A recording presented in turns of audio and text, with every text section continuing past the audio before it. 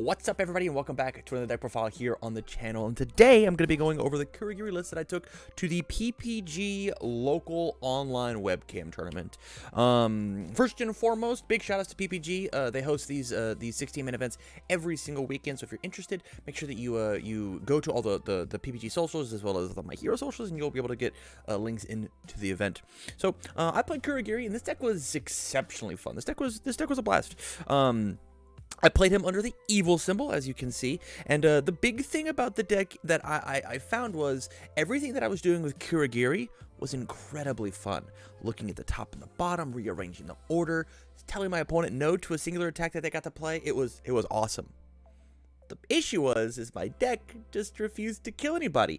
I could draw hands and hands of attacks, and they were all for base damage. And so as the evil symbol, I felt like I wasn't getting really anywhere. So if you like the deck and you want to give the evil symbol a try, maybe change up a couple cards, I suggest you going out to unfunstuff.com and using code TamCard to get 5% off your entire order, whether it be for this deck or any other deck that you fancy. So with that said, we'll get to the profile. So the first thing that I'll talk about with Kurogiri is the fact that he is 719. He gets to look at all the zones, and he says once per turn, no to that attack, pick up an attack that I can deal with.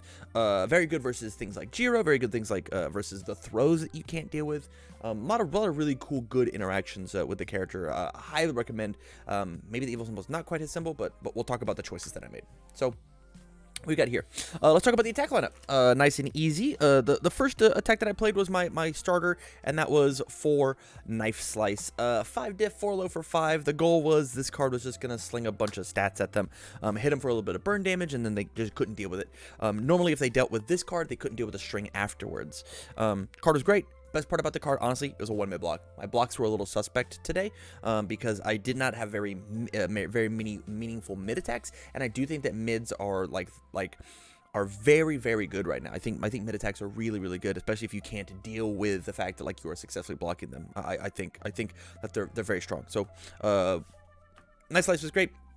The next thing that I wanted to do, and this is the initial thought for the deck, was actually for Invincible class. I wanted to see if I could make an evil throw deck.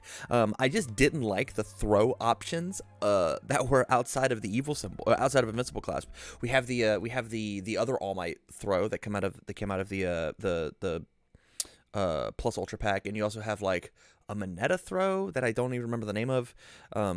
But this card was fine. It worked fine all day. The fact that I had to pay 2 health in order to give it the +3 damage was really stressful when I was at 19 health. And I didn't have a ton of cards to really utilize the fact that I was burning down so low.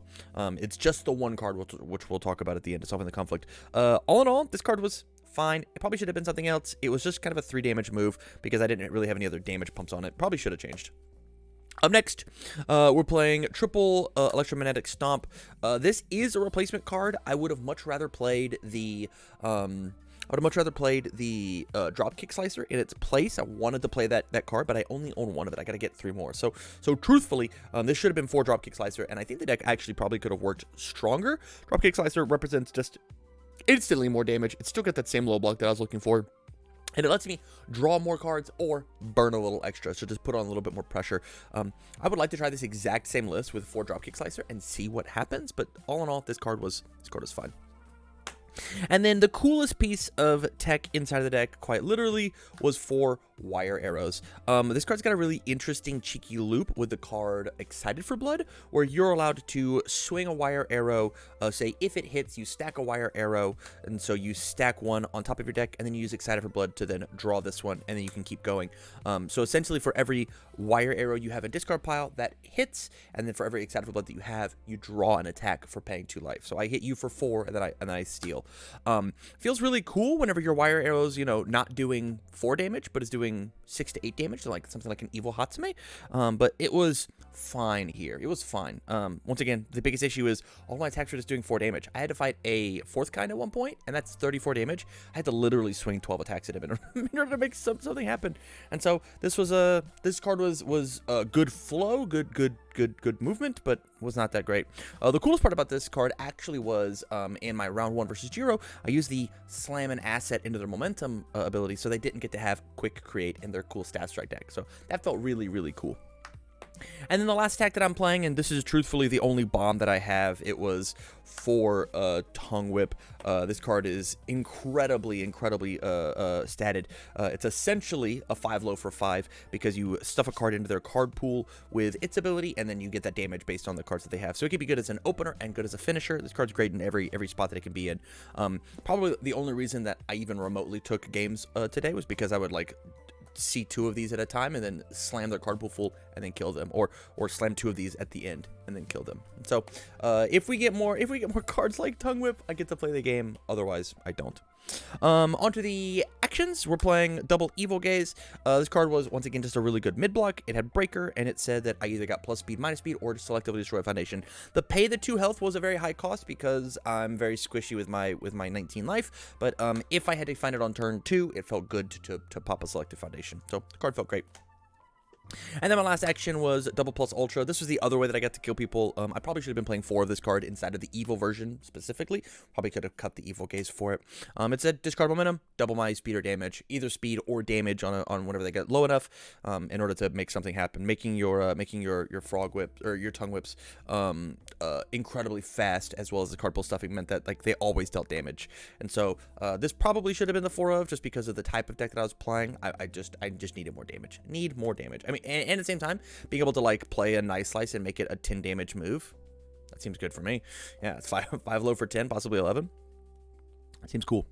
So, obviously, Order and Void are Kurogiri's best symbols, but the main reason I wanted to try Evil was actually the card Box Full of Babies. So this is a card that says once per turn, your turn, draw a card, discard a card. So you get to use Kurogiri, take the bottom card of your deck and choose to put it on the top, and you also get to look at the top card of your look at the top and bottom, choose the bottom, put them on the top if you wish. And so we put it on bottom, and then I would just draw it with Box Full of Babies. I get to do that every time that I had one of these out. I always wanted to see at least one of these because I got to trigger Kurogiri off of it. But it was fine for the commit for stats. Normally whenever this happened, they knew that I was either done attacking or done attacking with relevant attacks. This card felt amazing, and I wish that I could have started with it. You know, this card's good. Card is good. Onto the foundations. If you haven't seen one of my deck profiles before, basically what we do is I go about the card's jobs. So aggro, flow, defense, disruption. And so the aggro cards that I was playing triple creepy realization, enhance commit. Every time you block me, my moves gets +1 damage on a specific attack. This combined with Tongue Whip was like my main finishers on a lot of moves, as well as this card has a little bit of disruption. The longer your string goes, the more cards you have in your card pool, I'll give it the minus damage as well. Felt good for doing cool math to be like, oh, you'll put me to 3 instead of actually killing me. Okay, well now I get to respond with Kurogiri on the next one that was supposed to kill me, and now you can't pass it. So this card felt great. It should have been a 4 of, but I was just like trying to find room. Should have had 4 of this card in my deck, for sure. The next card that we're playing, it was triple floating around my babies. I was hoping that the incremental damage pump was fine, but my moves like didn't have any inherent speed pump, and so I would just remove my 3 cards and then go, that's threatening now, block. I'm like, sweet. I don't think you could afford the 4th one, but under the evil symbol you probably need 4. 4 of this, because these are really the only aggro tools that we have, unless you want to play something like brute strength, which is either destroying a foundation or paying health, and that does not feel that great in my 7 hand size character. On my flow cards, we're playing 4 Excited for Blood. You probably don't need 4. You probably could get away with 2, but I just wanted to play the neat wire arrow trick, and so like I felt like I needed to see this card. Need is the wrong word. I wanted to see this card. I wanted to see this card very, very badly, and so I just felt. I felt cool about having it. It also let me mess around with my life total a lot. After I get touched, I get to flip and then gain my 4 back. So I would go down to like 3 and then flip and go all the way back up to 7. And 7's really tough to deal with. So that felt very cool. The next card that we're talking about is Rooftop Vantage. This card's a 0 diff. That's pretty much all I have to say about it. I was playing on a webcam event, and so this card has been errata that says, reveal the top card of my opponent's deck, and that sucks. I don't want them to know what's on the top card of the deck, but it was a 0/5 2 low block, and that's really what its job was. It helped me build out early, gave me a low block to have in my hand. On the opposite end, we were playing on defense. We're playing 3 surviving the finals, 0-5-3 high block, once per turn, -1 speed. It felt great in order to block the key move, so we could save Kurogiri's response for later. And just -1 speed is great. In the same veins, we were also playing double shock absorption, not only because it's a mid block, but because playable while committed speed hate is very good.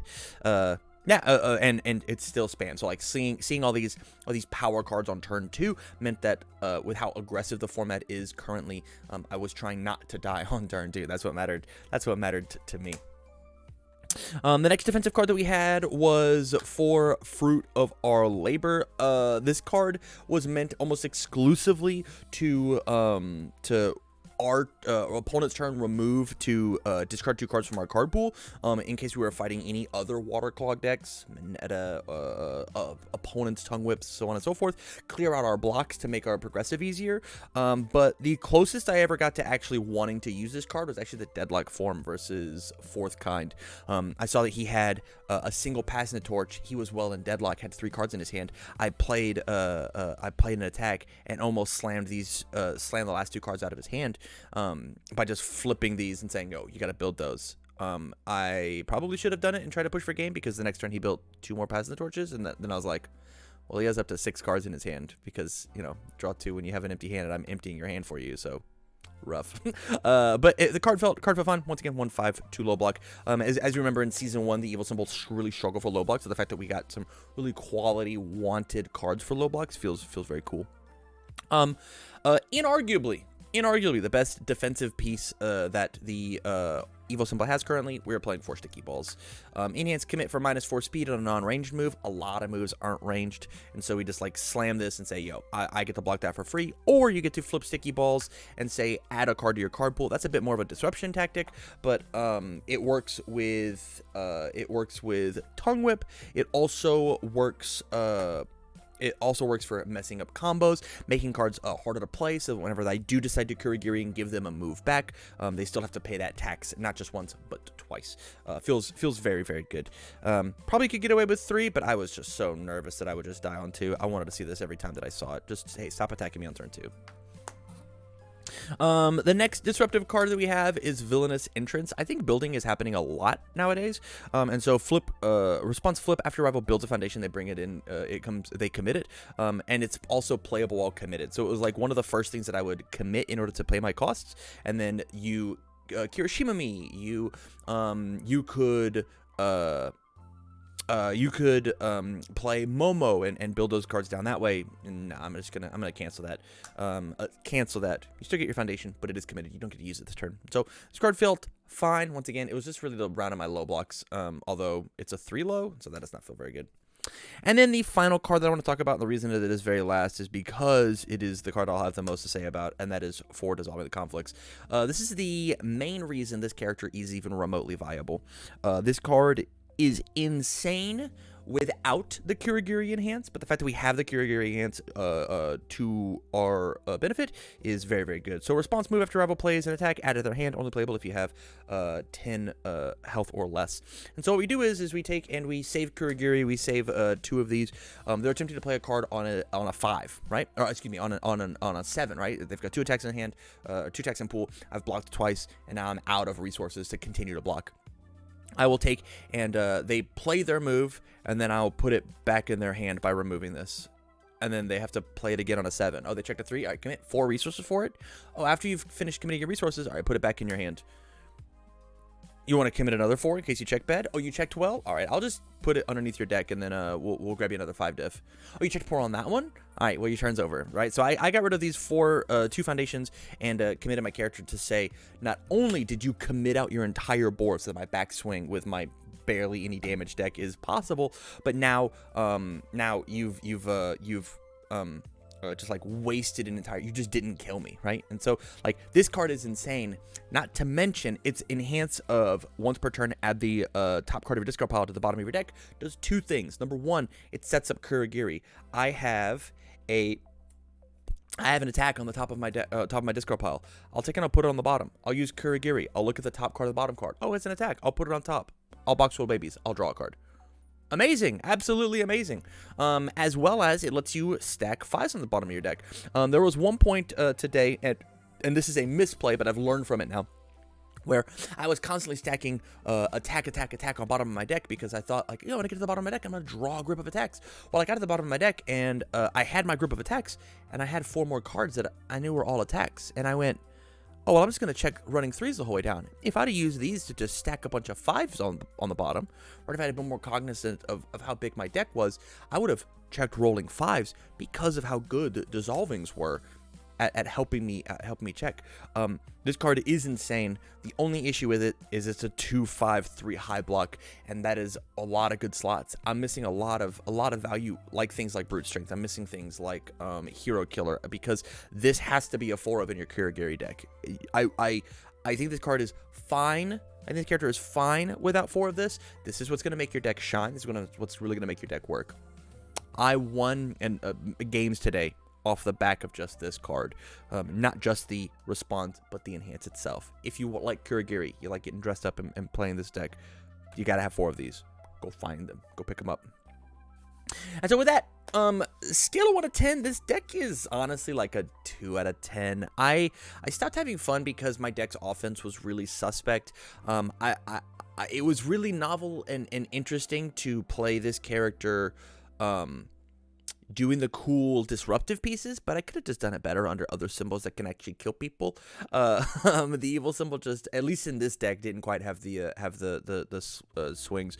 The next time if I try this, I'd probably try something like maybe like a relentless beatdown deck or something along those lines. The deck just really needs a good, powerful move that I can dunk you with. And currently, the evil symbol, the deck I was playing, just doesn't have that. But let me know what you guys think. If you have any changes that you would think, if you think I missed anything, let me know down in the comments down below. Join me live over every Friday and Sunday to go and play these online webcam events. I bring a new deck every single week, and so, or every single one of these events, and so I would love to see you guys in chat. And lastly, once again, big shout outs to PPG for hosting these events and unfun stuff. If you like the deck and you want to give Kurogiri a try, make sure you go out and you use code TamCardwell at checkout to get 5% off your entire order. So with that, you guys, thank you very much for watching the video. I greatly appreciate it, and I wish you well.